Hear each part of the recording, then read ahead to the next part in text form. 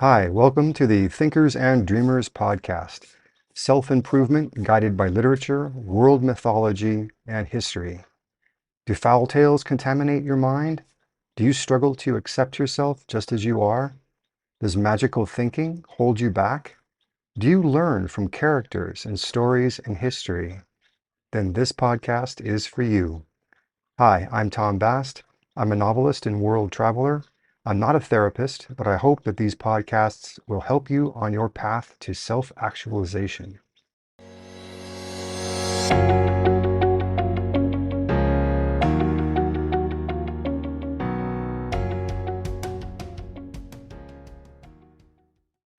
So for this inaugural podcast, I want to talk about our ability to perceive the authentic person in ourselves and in others. There's a magic trick called the invisible touch, where the magician brings two people from the audience up onto stage. The first person closes their eyes, and the magician touches the second person on their shoulder, let's say. The magician does not touch the person with their eyes closed. But when he has that person open their eyes and asks them where they were touched, they invariably say that they were touched on the shoulder, even though they were not touched at all. Now, magicians make great use of magician's thread, which is nearly invisible for this sort of thing. At some point, often when the people first walked on stage, the magician attaches the thread to the first person's shoulder. When they touch the second person, they tug the thread off the person who has their eyes closed. They can't see the thread, but they feel the tug. Or at least that's the way the trick is explained in magic books. I once saw it performed at very close range in a little tavern in a small town in Northern California. The person who did it was no David Blaine, and they did it as a lark, without any setup I detected. Even still, the trick worked perfectly. The person with their eyes closed psychically experienced what the second person actually experienced. I'm happy to believe that it was real.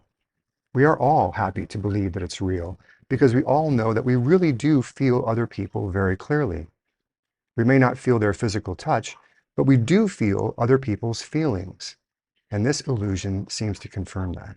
I once ghost wrote a book for a psychologist who was an expert in empathy. Empathetic people feel other people so intensely that they suffer for it, and it causes them all sorts of problems. Empathic or not, we all feel the energy coming off of other people quite clearly. One of my biggest challenges as I start to podcast for you is to make sure that you like the feeling you get from me. This can't be faked. We are so attuned to feeling others that you are actually perceiving a great deal more about me than just my voice. No matter how empathetic you are, to some degree, you know who I really am behind these words. That's the person who interests you. If you think that you might benefit from my company, then you might subscribe to my podcast. I hope you also know how much I want you to leave comments and to give me something to think about. I'm ready to learn from anyone, and since you have already sensed that, you expect me to be interesting and full of unusual stories. I'm keeping you company, and I hope you feel how deeply I desire to engage your wisdom and to give you original things to think about. That's the promise I made in the podcast's blurb. I also promised you that we would turn to literature, mythology, hard science, and history for inspiration, which we will. So for my first episode, I want to ponder your ability to perceive the real me no matter what I say. Other people in your life perceive the real you no matter what you say, and so learning more about this remarkable phenomenon may help us both. Let me set aside the scientific stuff right off. From my voice alone, you can detect the brain waves dominating my mind right now. This has been demonstrated, and what I'm about to tell you comes out of Scientific American, a magazine I have been reading regularly for decades. There are four main brain waves. Beta waves are the busy ones, the ones that fly and glide when we're engaged with what we're doing. They also rage when we are disoriented. They storm when we are afraid. They're the most alert brain waves, and you can hear them in my voice. They betray my authenticity more than any other. If I'm trying to fake you out or sell you or manipulate you, you'll pick it up here. You can tell that I'm engaged right now because the second wave, the alpha wave, harmonizes with it like music. The alpha wave is deep concentration and relaxed attention. Learning how to make your alpha waves more dominant than your beta waves can change your life. You focus more easily, your intelligence blossoms more vibrantly, and you understand existence from a broader perspective. Even slower than alpha is theta. Theta meditates. Theta creates. When theta dominates our mind, ideas flow and art flourishes.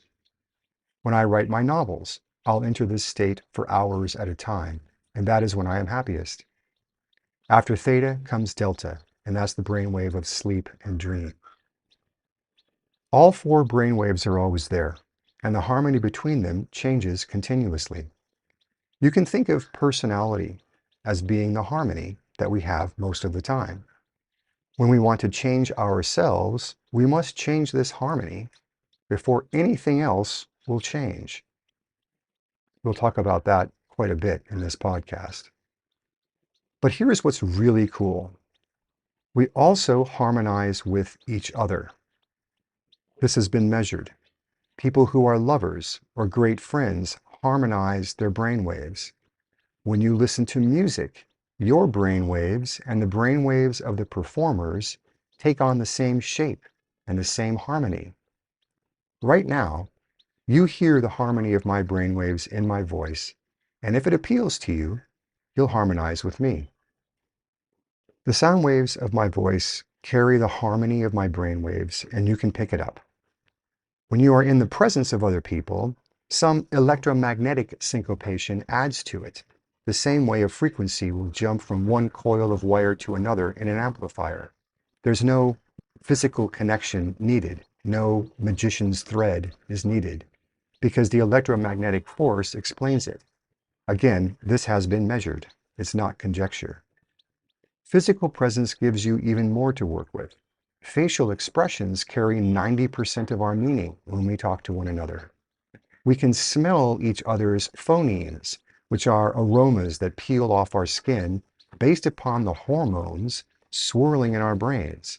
This is a lot harder to measure, and so is less well understood. But there's a physical aspect to these unspoken clues, something that has been measured and that will be measured ever more accurately. Your gut reaction to someone is based on a combination of all these perceptions, and we trust the unspoken clues more than we trust the spoken ones, for obvious reasons. This is how you can tell when someone is being inauthentic. But right now, all you have to go on is my voice and the brainwaves behind it. Right now, I'm as present with you as I can be, and I aspire to enter this state of mind every single time I record an episode for you. I'm not always in this state of mind, and here's where things get interesting. To my way of thinking, the ideal state of mind is dominated by theta, a sort of continuous state of meditation and artistic inspiration. Theta has ideas and uses alpha to put them into a form that others will find beautiful. Beta is like a fantastic tool, full of abilities I can use to manifest the ideas in my writing and podcasting. You might agree with me that it would be pretty cool to be like that all the time. We can get there, and I'll tell you about my efforts to achieve that state of being in the hopes that you can learn from my failures. Here's a big one for you to contemplate. We all have an incredibly hard time understanding the facts of life that Eckhart Tolle helps us glimpse through his writings, especially the power of now. The past is gone and will not change. That's a fact. The only experience that we fully possess is the immediate present. That's a fact. The future is unknowable, and it arises directly from what we do in the present moment. That's a fact. Past is gone, present is real, future arises from the present. Simple, and yet nearly impossible to fully embody.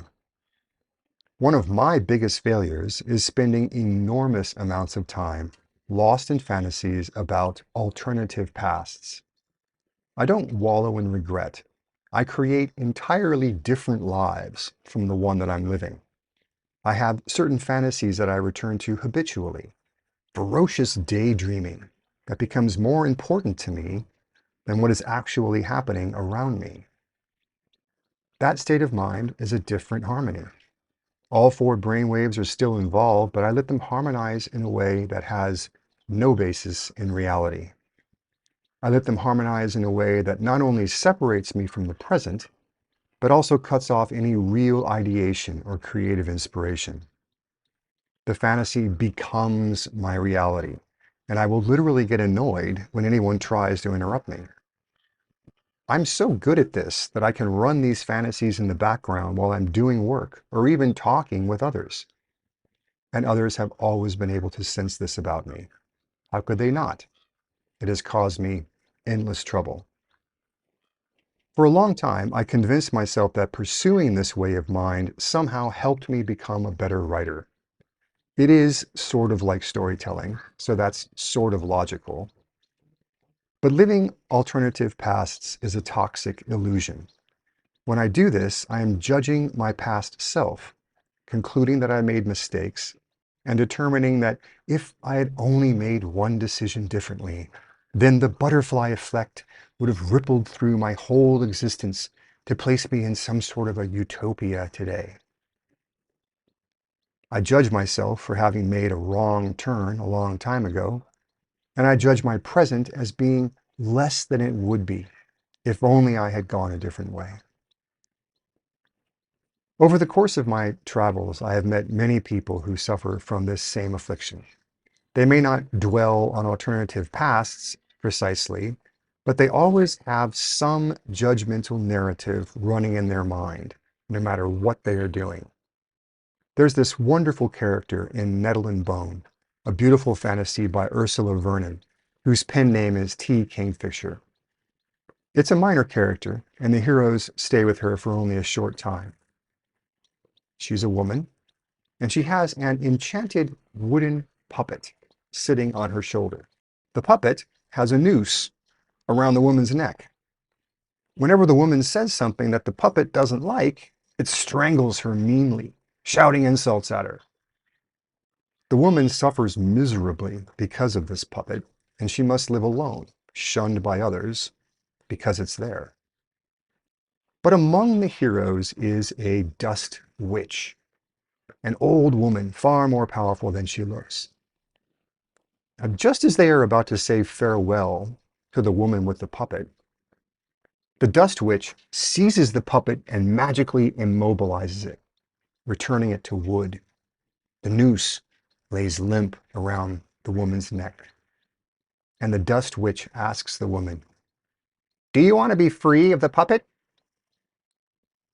But the woman freaks out, "Don't hurt it!"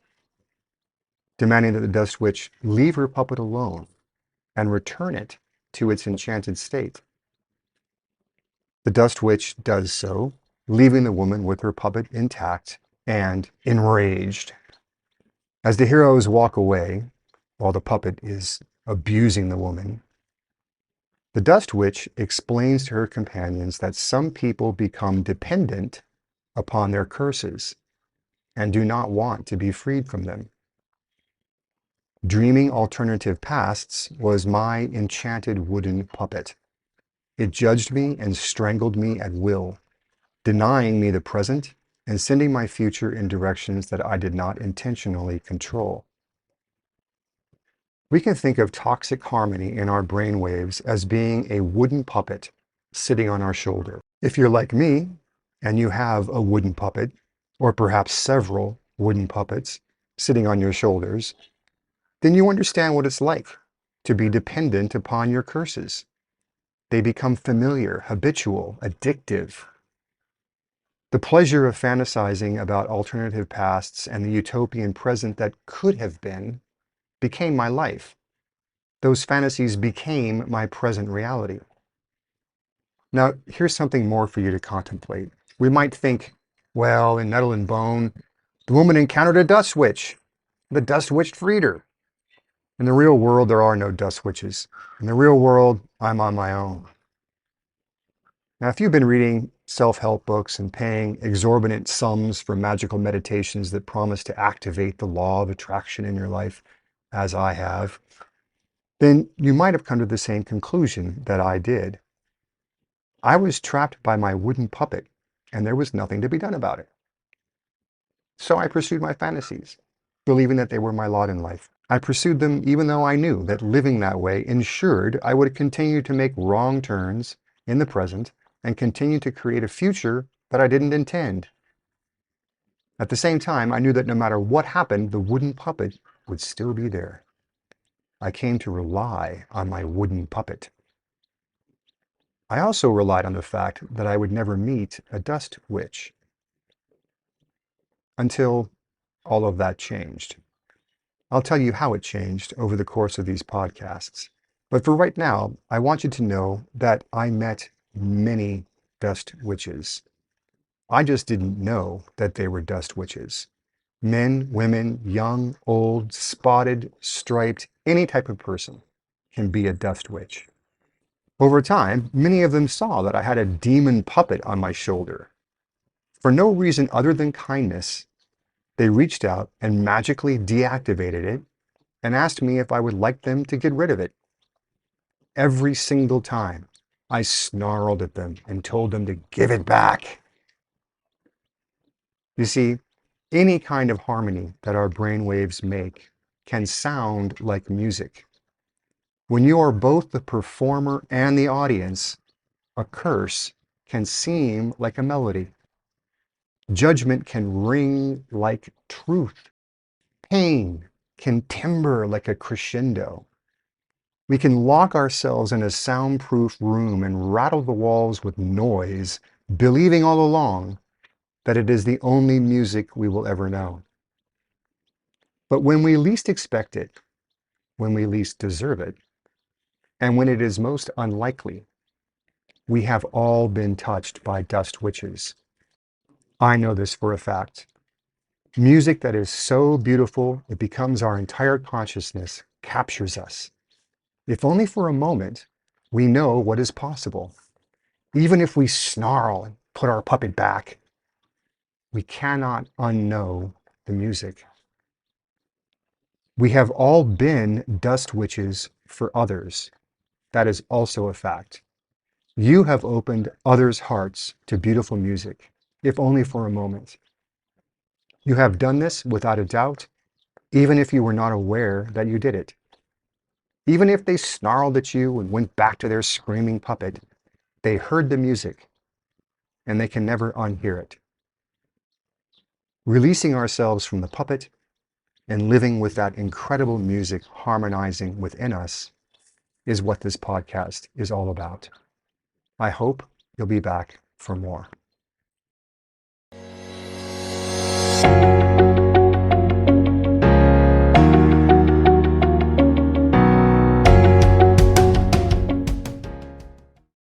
Thank you for listening to Thinkers and Dreamers, a podcast about self-improvement that's guided by literature, world mythology, and history.